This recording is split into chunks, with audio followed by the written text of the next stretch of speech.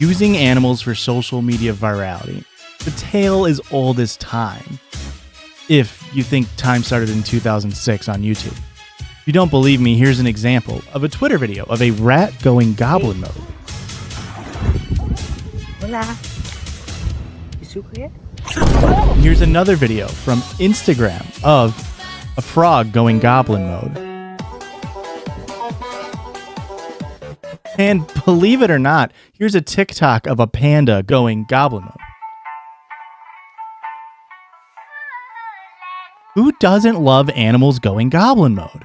Ooh, here's another TikTok from an account called Groovy Goblin. Bet this one will be good.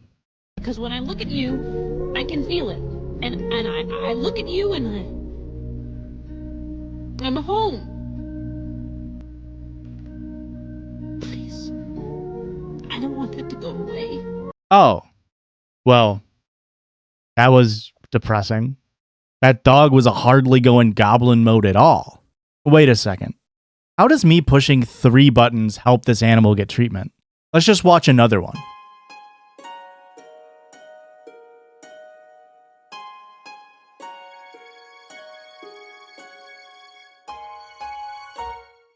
So let me get this straight. The previous owners couldn't give Ziggy the treatment that he needed.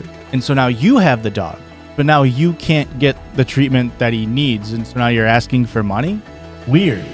You see, this is an example of a much darker kind of animal content. People using sick or injured animals to garner views and money online.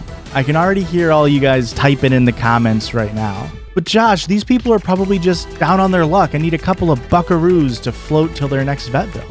And while there are most definitely billions of people worldwide who cannot afford a surprise emergency cost, something tells me that all dying animal videos are not made in good faith.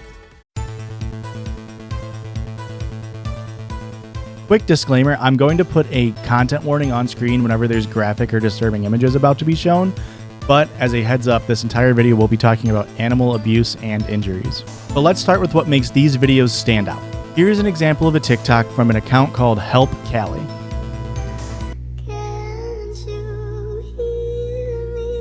Obviously, that is a horrible, horrible video.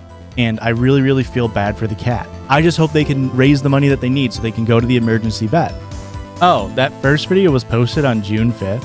And they're still posting that same exact video today on July 18th when I'm recording this. And they're posting it multiple times per day. And the link is just to a random Romanian PayPal account. And they posted 171 times over 37 days, which is about 4.5 posts per day, which has gotten them over 5,500 followers and over 100,000 likes. For me, this is a very, very obvious fake account that is designed solely to steal money from people who think they are about to help Callie, the cat. So let's use that account as a guideline to help identify other accounts that may be using injured and abused animals as a way to generate money and steal from their viewers.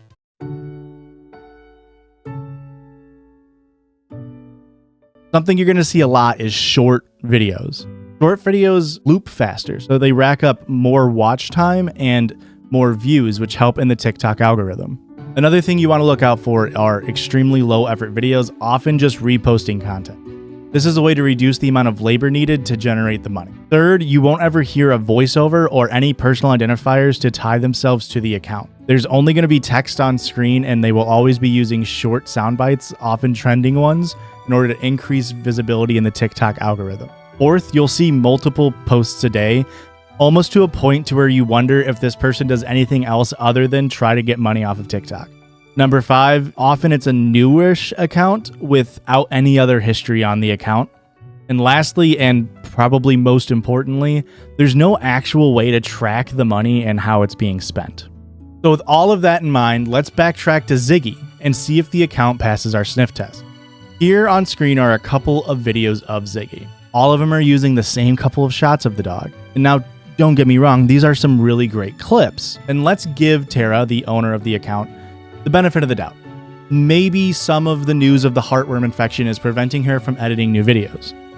Although she did post 19 videos in under 24 hours. In the bio of the account, you can see what seems to be a personal Cash App account, a personal Venmo account, and a GoFundMe link. If you click on that GoFundMe link, you can see they've raised $366. That's $366 from people who probably don't know who Ziggy is, will never meet Tara or Keegan or Ziggy, and will never know if that money actually went to help the dog. That's $366 given out of the kindness of their own hearts. And I do hope that that money goes to a noble cause. The whole account just feels off to me. And I'm not the only skeptic. Here's an example of a viewer just wanting a little bit of proof before they give to Ziggy's cause. Now, I don't know about you, but anytime I've taken an animal to the vet, I've always left with a receipt, an itemized list of what I was just charged for, and instructions on how to apply the medicine I was just given. I don't know how you don't think to not grab that stuff.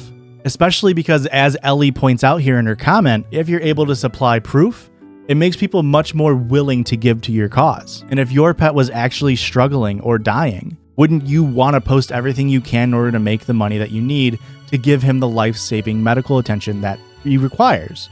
Since Ellie asked that simple question, just give me validation, give me proof, give me anything that shows that this is real, the account had posted 14 videos after that and has since been on a 6-day hiatus. That's plenty of time for them to supply proof, and yet the account went dark. Now again, I'm not saying that account is 100% fake. That very well could have been a real situation that dog was in. But let's move on from groovy goblins and Ziggy, and let's see a real professional in their craft.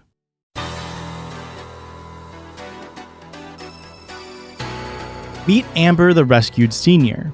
She's a senior dog residing in the Philippines, battling breast cancer, a fatty liver, and terrible fashion choices from her owner, making her often look like a Russian babushka. This account has over 324,000 followers and has gotten over 5.3 million likes. Now, whoever runs this account knows what they're doing. This account started posting on March 31st of this year, but it wasn't until June 26th that they just realized that they had never shown proof that their animal actually didn't care. We can see that the poor dog had 3 surgical excisions. However, no price point is ever given. And when you're asking for money to cover the costs, isn't that kind of an important thing to include? And if we take a closer look, Raimundo W. Lowe is a practicing board-certified anatomic, clinical, and immunopathologist with 30 years of service to the Filipino Child and Philippine Children's Medical Center. There's no mention of veterinary services in that title. Strange, but maybe one of those acronyms is for a vet of some sort.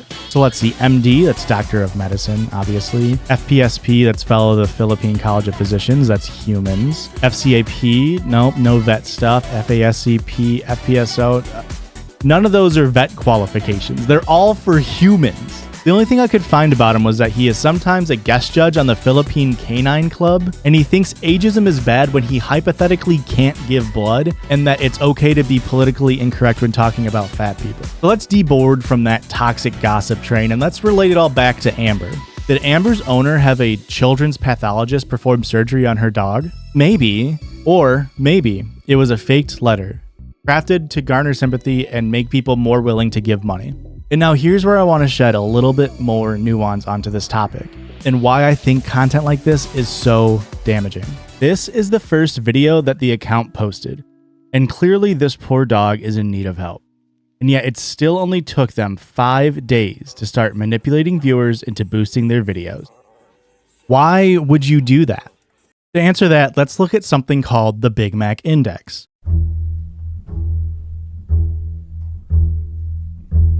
The Big Mac Index is a silly little way to help compare purchasing powers across currencies. In the United States, it costs $5.36 to purchase one Big Mac. In the Philippines, it costs 155 pesos. Now, if you're like me and you don't know the conversion rate of American dollars to Filipino pesos, that's where the Big Mac Index comes into play. As you can see, the US dollar is valued 46.9% over the peso. For every one Big Mac you can purchase in the United States, you can purchase 2.03 Big Macs in the Philippines, effectively doubling your money's purchasing power. This is important to note because despite living in the Philippines, Amber's account geotags Los Angeles County and only posts using American dollar values and uses American-centric audios and trends. And so what's the point of targeting an exclusively American audience like this? My guess is a few things.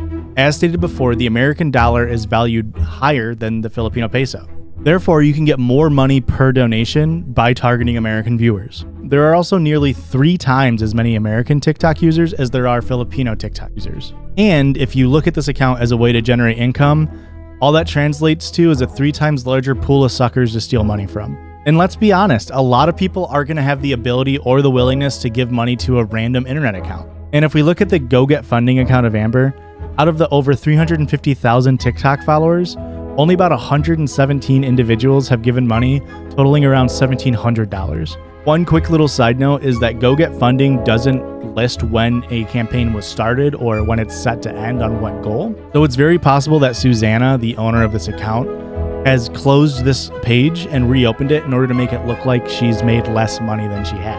However, that is purely speculation on my end. Why I think this might be a possibility is something that I discovered when I clicked on Amber's Go Get Funding profile. And this is where we start to get into the black hole of donation manipulation content.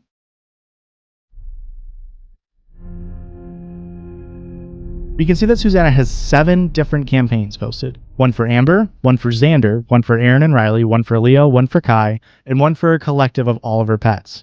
And, most importantly, one for her own corrective jaw surgery. Hey, I get it, healthcare is expensive. So we can already see a little bit of double dipping going on between the accounts. We can also see that she has raised over $7,000 across these accounts since April 28th. And if you click through the links through these campaigns, you can see Susanna doesn't just run the Amber TikTok account. She also runs a Hope for Kai TikTok account, which boasts its own 250,000 followers. And another very important thing is that the money given through Go Get Funding does not reflect any amount of money that they received through their own personal donation links. If you look on their Linktree page, they explicitly ask people to give through their PayPal Direct to, self-admittedly, bypass fees and consumer protections that would normally be afforded with a website like Go Get Funding. Of course, direct giving is not the sole source of revenue on TikTok. There are things like sponsored posts, partner programs, and the Creator Fund, which is what I'm going to focus on here.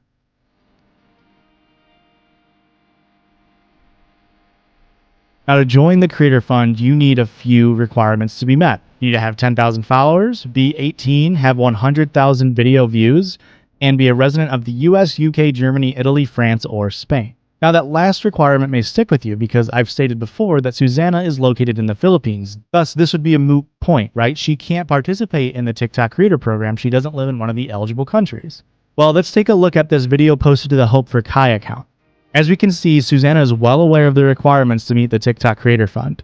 It's pretty obvious she has some sort of workaround set up in order to get money from the TikTok Creator Fund, despite living in the Philippines. And as someone who has managed a TikTok account that has been in the Creator Fund for well over 2 years, I am uniquely qualified in order to help explain exactly how much money these accounts are making. For every 1,000 authentic video views that you get on TikTok since joining the Creator Fund, you will receive a payout of roughly 2 to 4 cents, often referred to as CPM or cost per thousand. With that in mind, we can estimate Susanna's total earnings. If we knew the total amount of views that Susanna has received across all of her videos, then we'd be able to give a number of how much money she has given. However, I'm not going to go through and add up every single video. What we can do is estimate based off the amount of likes. Amber's account has 5.4 million likes. Kai's account has 5.3 million likes. A very high like to view ratio on TikTok is around 20%. Average for a really viral video will be around 5 to 10%. However, because of the nature of these injured animal videos, we'll see ratios in the high to mid 20s. As you can see here, this video has almost a 30% like to view ratio. So with 11 million likes across these two accounts, we can estimate around 41 million to 69 million views, which totals around 1,200 to 2,000 American dollars, or roughly 500 to 800 Big Macs for Susanna. Let me be very clear. I am not white knighting for TikTok. If you can get money from the Creator Fund, all the more power to you. What this signals to me, however, is that this account is just a source of revenue and isn't actually providing care to the animals that they need. Every single post on these accounts is a planned and calculated attempt in order to go more viral, to get more views, to make more money out of the Creator Fund, and to get more people to give up their hard-earned cash. You can see a clear example of this here, where they directly reference views as a driver for posting, and here, where they guilt people for not watching enough. And look, maybe this account did start as a way to help raise funds that their animals needed. But Susanna claims to have 17 fur babies, 17 animals that she clearly cannot provide proper care towards. She is not a business or a nonprofit organization that has to abide by legal guidelines. She is an individual stealing money from innocent people and then claiming it goes to these animals without any much more proof than, Oh my god, look how sick this cat is.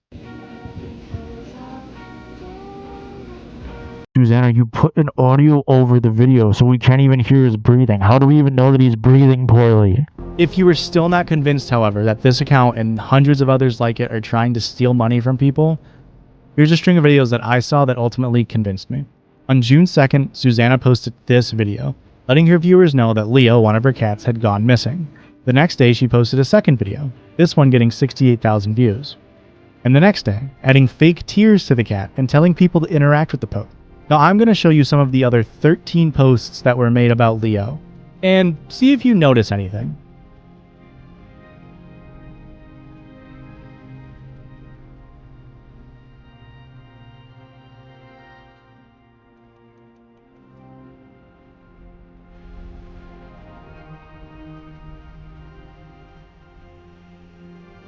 As you can see, they are just using the same video, the same few images, at one point even just putting numbers over the old video in CapCut. Also, around day 15 of Leo going missing, they just randomly post this.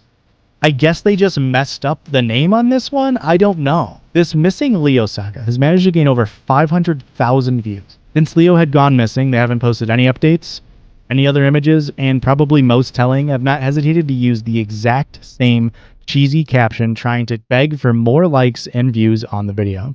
They also at one point just claim that they're going to start posting other people's missing animals as a way to like be a helpful platform, but then they just never do that. I guess that one didn't pop off enough for their standards. However, what they have done is sometimes they'll post other accounts doing the exact same thing that they do.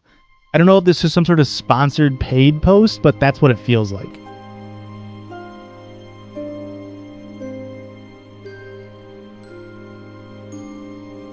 I'm only showing the tip of the iceberg, and ultimately these accounts are taking just as much advantage of the animals as the people that they are stealing money from. It's sickening to see people use this kind of content in order to steal money and ultimately not provide the help that the animal needs. If you truly want to help animals, one of the best things you can give is time. Call a local animal shelter and see if they're accepting volunteers. I worked at an animal shelter for nearly 9 months, and it was one of the most fulfilling jobs I ever had. If you can't give time, see if they're accepting donations. And of course, if you don't have the funds or time to do either of those, promise yourself that you won't get caught giving money to these scam accounts. After all, there may be real people with real animals that are going through a medical emergency of their own who may have to turn to crowdfunding as a source to provide that care. And these fake accounts only pull money away from those who truly need the help.